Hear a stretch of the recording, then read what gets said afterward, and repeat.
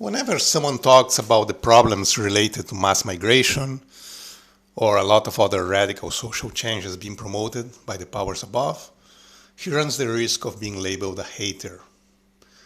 You don't want your country to be flooded with millions of foreigners. That means you're a hater. You're a racist. You criticize George Soros and other billionaires who promote negative trends. You're a hater, maybe even an anti-Semite. Well, ethnic and religious hate do exist. Some whites hate blacks, some blacks hate whites, some Chinese hate the Japanese, many Croats hate the Serbs, and lots of Sunnis hate the Shia. It's like that old song by Tom Lehrer. Oh, the Protestants hate the Catholics, and the Catholics hate the Protestants, and the Hindus hate the Muslims, and everybody hates the Jews. But in general, I think the whole thing is overblown. Most people don't really hate other groups, much less every single person in a group. But the media describes almost everything as hate. Whites not wanting to disappear is labeled as hate. Even saying it's okay to be white was labeled hate. It is not okay. I personally don't think I hate any group. I'm not going to say that old line that I have black friends, because I don't. But actually, I don't have many white friends either. But I wanted to talk about European people. European people are basically disappearing. They are not breeding and they are being replaced. In 100 years or less, there probably won't be a single majority white country in the world. Notice that I say European people and not white people. I don't even understand the concept of white people, to be honest. I don't think white people exist as a general category. It's something too vast, too vague. Some include Jews, Arabs, Armenians, and Albanians as white, for instance. Maybe they are, but they are not European. European to me means a person of a traditional European ethnicity and Christian religion. And this is what is slowly disappearing. Let's talk a bit about the different European ethnicities. First, the Americans. Well, they are not European and they are not even really an ethnic group, but a mix of all kinds of people. Mostly Anglo-Germanic, but mixed with others too. And I am not sure I like them very much. They always give me the impression of being fake. They tend to be very extrovert and overtly friendly, but there is a certain sense of superficiality. Like those waiters in American restaurants who are always smiling and asking if everything is okay, and they seem really friendly, but it's just fake and it's only because they want a good tip. The Brits are a bit similar to the Americans, only that they have a very big difference between the upper classes and the lower classes, even up to the way they talk or dress. The Irish are the ones I sympathize more with from that group. They tend to be drunks, poets, or even more likely, drunk poets.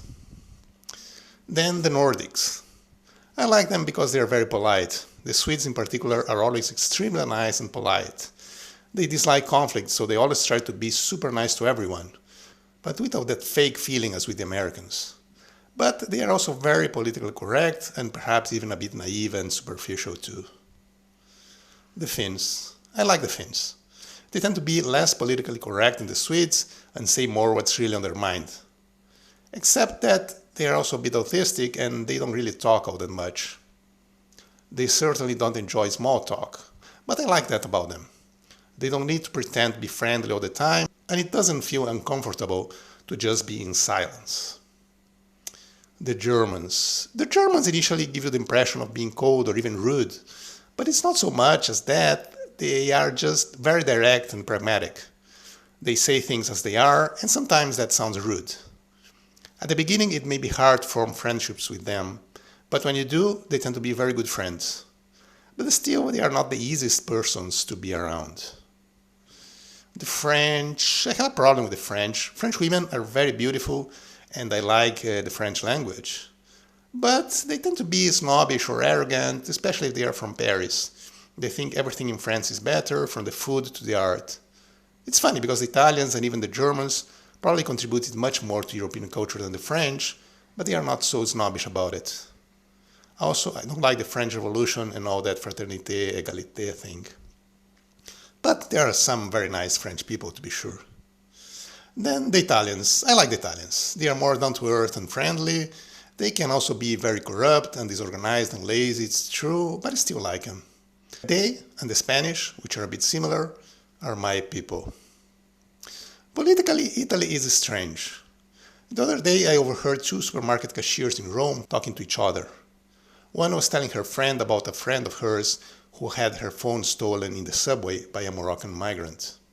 She was complaining that no one was doing anything about the situation. The other one said, "Oh, we need Salvini." "Ma che Salvini?" replied the first one.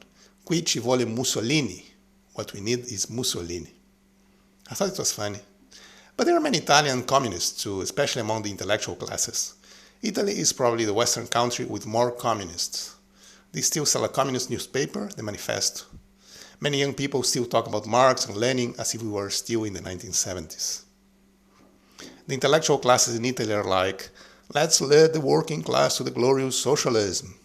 And meanwhile, the working classes are like, "Bring back Mussolini." Very funny. Now, public servants in Italy hardly work. Some government offices are open to the public for just a couple of hours a week, I kid you not, and they don't answer the phone or emails. So imagine if Italy became communist and everyone became a government worker. The country would basically stop. But what's even funnier is that capitalism versus socialism, or even fascism versus communism, is just an artificial creation to divide people. Italy is run by Freemasons, and has been since at least the unification. Garibaldi, Mazzini, all those people were Freemasons. Even today, Meloni's ruling party is called Fratelli d'Italia.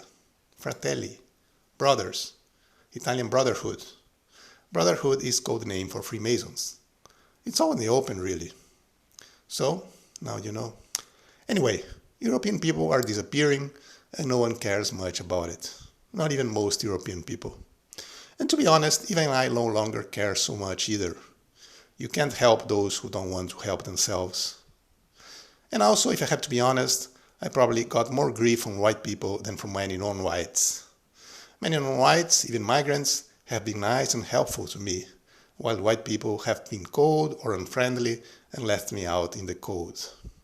Once, when I got lost outside at night in a small town with no public transportation and no way to get home, Europeans ignored me, but a Chinese migrant who barely spoke any European language helped me and gave me a ride. I didn't even accept any payment for it. So I will always remember that. Therefore, it's sad that there are no longer going to be any white countries, even in Europe, but it's also part of life. Let's play a Requiem from the European people.